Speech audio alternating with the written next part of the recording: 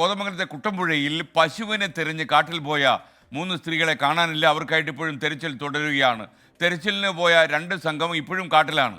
എബിൻ ജോസ് കുട്ടമ്പുഴയിൽ നിന്നും തത്സമയം ചേരുകയാണ്. എബിൻ ജോസ്, യഥാർത്ഥത്തിൽ ഈ കുട്ടമ്പുഴയ്ക്ക് പരിസര പ്രദേശത്തുള്ള കാടുകളൊക്കെ തന്നെ കുറച്ച് സൂര്യപ്രകാശം വീഴാത്ത കാടുകളൊക്കെ ഉണ്ട്. അവർ കാട്ടിൻ്റെ ഉള്ളിലേക്ക് കയറിപ്പോയി എന്നാണോ നമുക്ക് ലഭിക്കുന്ന സൂചന? എന്തൊക്കെയാണ് ലേറ്റസ്റ്റ് അപ്ഡേറ്റ്സ്?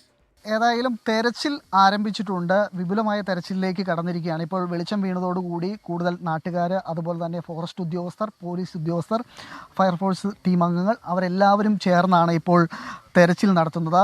ഇന്നലെ വൈകുന്നേരം 5 മണി മുതൽ ആരംഭിച്ച തെരച്ചിലാണ്. രാത്രിയിൽ വലിയ പ്രതിസന്ധികൾ ഉണ്ടായിരുന്നു. പ്രത്യേകിച്ച് പ്രധാനമായും ആനകളുള്ള സ്ഥലമാണ്, ആനത്താരയാണ്. നമ്മളിപ്പോൾ നിൽക്കുന്ന ഈ ജനവാസ സ്ഥലത്ത് പോലും നമുക്ക് ഈ ദൃശ്യങ്ങളിൽ തന്നെ കാണാൻ സാധിക്കും ഒരു പന ആന കുത്തിമറിച്ചിട്ടിരിക്കുന്നത്.